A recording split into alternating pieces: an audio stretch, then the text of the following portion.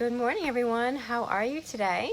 Today's video is about decoding your hunger and understanding your emotional eating. So I'm Kelsey Mashad. I'm a certified health and life coach, and I help people just gain control of stress eating and make peace with food in their body and develop strategies to lose weight for good. So let's dive right into today's topic. So what is emotional eating? Hi, Mike. How are you? Thanks for popping on. So what is emotional eating? Well, to understand what's going on behind emotional eating, it's really important to establish why we eat in the first place. So once we break it down, then we can understand why we eat and actually figure out the reason that you might be reaching for maybe that leftover donut at 2 o'clock in the afternoon. So why do we actually eat? Well, first, we have to eat to live, right? It's a survival thing, but we don't want to live to eat. So when we eat to live, there's a physiological process that gives us calories, which are then converted into energy for our bodies. And then we can just perform our normal functions, just to live out, our day-to-day lives. So for example, have you ever gone to the gym or worked out on an empty stomach? And when you were done, you were left feeling just completely drained?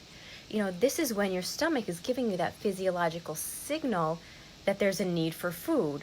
So when you're physically hungry, the feelings will come on gradually, and it's your body's way of telling you that you need more fuel. It's time to eat. And then once we eat, we'll get these feelings of satisfaction. We start to feel better.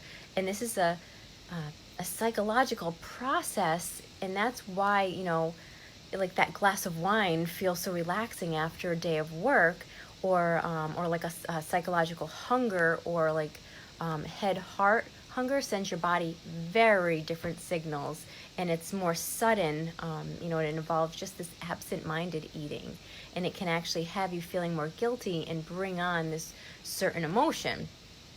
And an emotional hunger it will actually encourage you to crave something in particular, such as like, that old donut, and it happens, more in your head than actually rather in your belly. And then, there's certainly the social aspect to food, and, that goes from like happy hour to weddings all the way to funerals.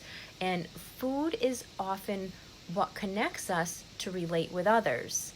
And, a lot of times we'll say, let's do lunch. But what we really mean is, I'd really like to see you and catch up. But somehow we focus it around food. So where does emotional eating actually fit in? Well, when you're If you're eating in a state of emotion, that's a physiological process, and that can be viewed as just like this temporary escape, or an outlet to just avoid our feelings. And emotional eating, it will give you that brief satisfaction, within that moment, and it's almost like a Band-Aid, and it's hiding the truth behind what you're actually eating at that moment. Mike, my sister has a glass of wine every day. Okay, that's okay. In moderation, that's all right, as long as she's not overdoing it. A glass of wine here and there is definitely okay. But if we're overdoing it with other things as well throughout the day, then as a combination, as a whole, it can get to be too much. But, one glass, I think, is just it's okay. It's not going overboard. If it starts going into 2, 3, and 4 every night, then it can be more of an issue. So why is emotional eating so hard to stop? Well, our emotions can be like a fire, if you think of it that way. And to keep an emotion alive, you have to keep fueling it, right? Well, so being able to manage your emotions, it's going to depend on how much you actually feed into it. So for instance, when a person is learning to drive a motorcycle, they tell you to keep your eyes straight ahead, drive straight ahead of you, and they tell you to keep your eyes straight forward on the road. And don't be distracted with any upcoming pothole, because that's where wherever you fixate your sight, that's where you're going to end up. So the same goes for our emotions, by focusing on how terrified we are of, say, like spiders. I'm terrified of spiders, or how upset you get with your coworker. It can be anything, whatever is sparking an emotion. We find ourselves on this continual cycle of just being trapped in that particular emotion. Hi Diane, how are you? Thanks for popping on. So to change your action, you have to change your emotion, right? So I know that can sound easier said than done, of course, but you can't just convince yourself that a spider is harmless as your, just as your cat, the same thing. It's not to somebody who's afraid of spiders. So avoiding the underlying reason for your emotion and not getting to the root cause will only force you to hide it that much more, and then it just keeps coming back. So let's see, Mike, I agree with you. It's too much, yeah. 2, 3, 4 glasses, definitely. It's like I said, it's okay. Everything is okay in moderation, but that's where we can't control ourselves. So it's important to find out why. What are we feeling? Why can't we control ourselves? What is it that we're feeling at that moment that we can stop and be mindful and try to change it before it gets out of hand? So I have some tips I want to share with you. Some really easy steps to take when you're feeling you'd rather take that donut instead. So I have some tips for you to not do that. So number 1, you want to stay away from that scene of the crime. If you know that they say, like your employee break room when you're at work, if that employee break room is full of leftovers because people have been bringing stuff in, or you had a potluck together, something like that, try to take your break elsewhere. Grab a work buddy if you can and just go for a walk during your lunch break. Exercise will release those endorphins, which are our feel-good hormones, and then you're going to be in a better state of mind and be more productive possibly for work once you get back to it. And 2, after eating, take a 15-minute break and rate yourself. So distract yourself for, say, like 15 minutes and set a clock if you have to. Hi, Pamela. How are you? And once you set that 15 minutes, rate your level of hunger on a scale of 1 to 10. So 0 would be that you're absolutely starving, and 10, like you're overstuffed. You couldn't eat another bite. And the higher that you rate yourself, the better the chance that you're experiencing a head hunger over a physical hunger. So 3, let's assess your feelings, okay? So assess the feeling that you're actually having. So run down a list of emotions and ask yourself if you could be experiencing any, what is it that I'm experiencing at this time? What am I feeling? This works really well, especially if you do it in front of the mirror, because you have no one to answer to but yourself at that moment. And you could say to yourself, okay, is it stressed? Am I feeling stressed? Am I just bored? You might feel relief just from facing yourself. It's like facing the truth. You're facing yourself.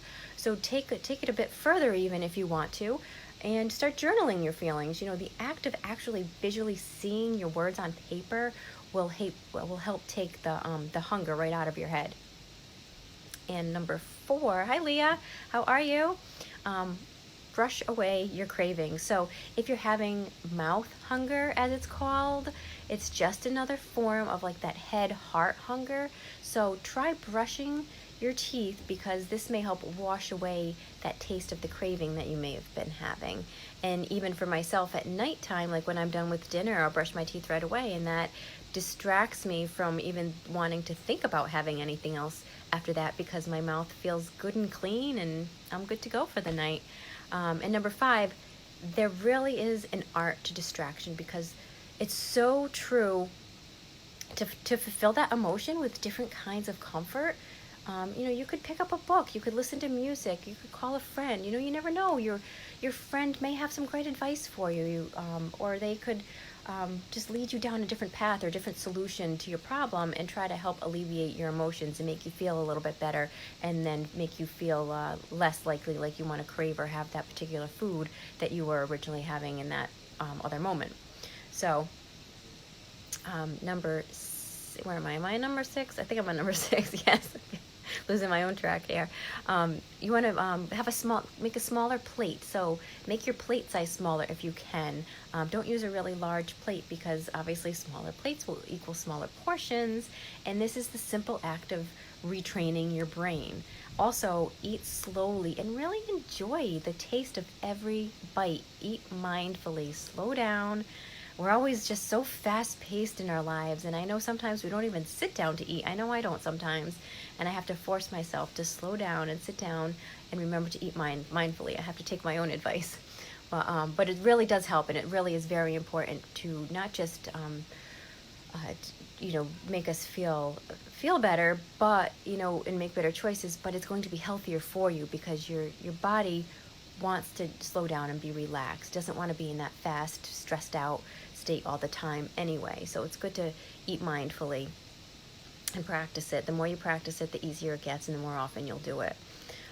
And 7, you want to face the sneaky truth. So if you're battling with sneaking foods and you're going to eat your favorite choices, you want to eat them around others, or try to eat them around others rather than being sneaky about it, because you may find that you're less likely to overstuff yourself and get to that, to a 10 simply by just being around others.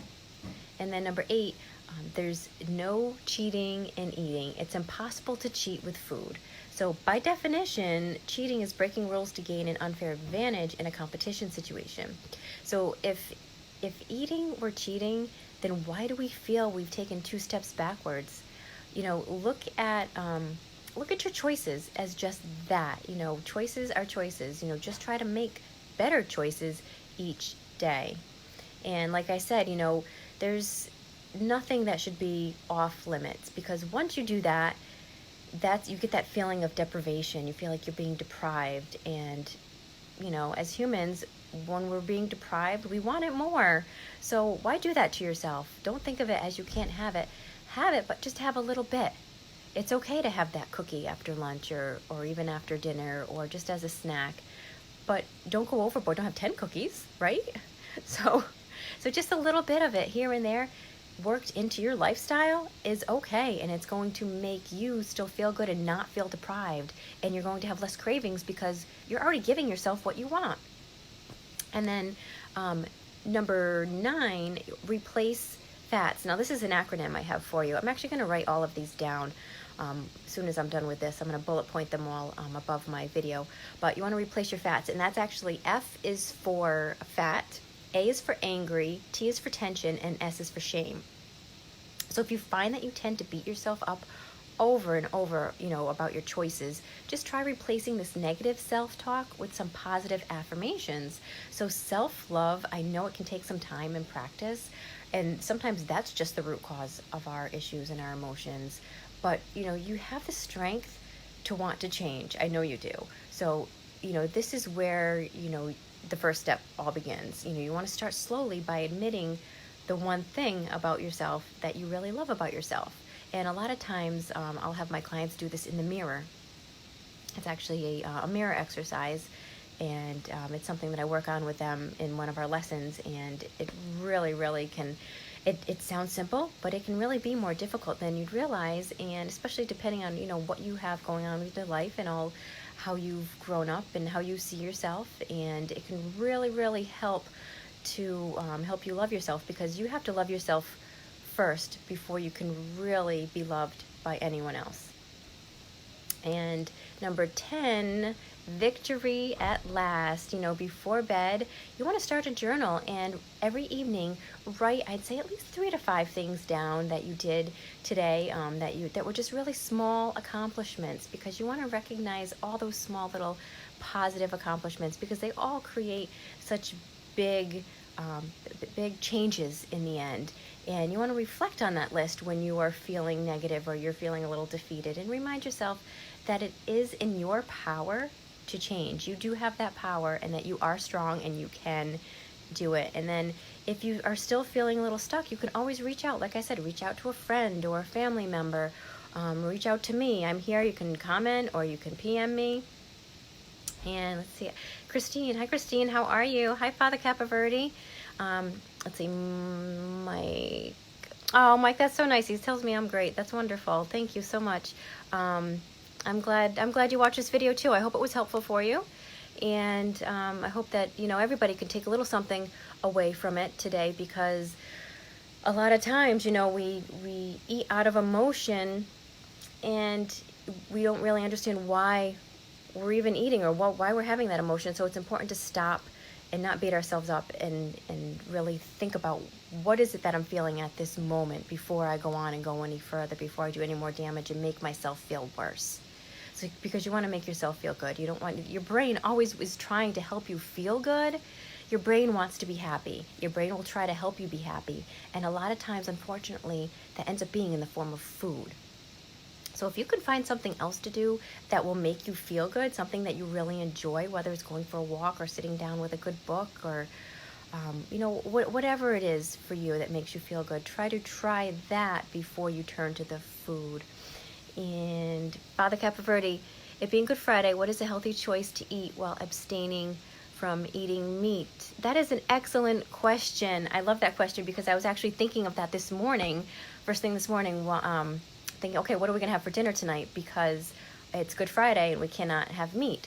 So I am thinking that I'm going to make, I'm going to have some beans. Beans are an awesome, awesome choice. They're so good for us, full of fiber. They have protein, and they are plant-based, so there's, you know, that's good that it's no meat. And you could actually have beans in almost anything, but what I'm going to do, I have these, they have them right at the grocery store, right at Walmart. Hopefully they still have them there, the way our grocery stores have been lately. But it's an almond flour tortilla, and they're found in the freezer section. And they're so, so delicious. I absolutely love them. And I'm going to make like a bean taco out of it. And I will actually heat up the tortilla a little bit in a frying pan just to brown it a little bit.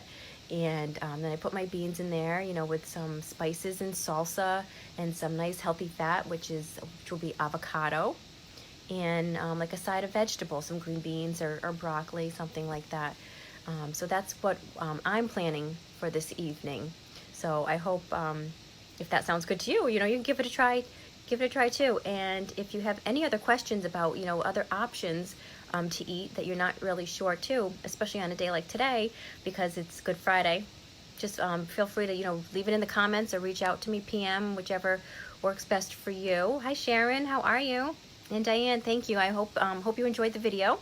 And if you wouldn't mind, you know, liking and sharing so that others can enjoy hopefully some great advice. And I think that's all I have for today. If there's no other questions, but I'm going to pop off and continue with the rest of my day with working and grocery shopping and, you know, planning and preparing for everything that we have coming up. So if anybody has any questions come up, you know, later on, you know, just leave them in the comments. And just a reminder, I'm doing complimentary consultations. That's where we just dive really deep into your own health and weight goals. And it's about a 30-minute phone call, and we can figure out, you know, where you're stuck, how to get you unstuck, how to take you from where you are to where you'd like to go. So if there's nothing else, I'm going to go now, but I hope everyone has a very beautiful day and a happy Good Friday, and I will talk to you all soon. Bye, guys.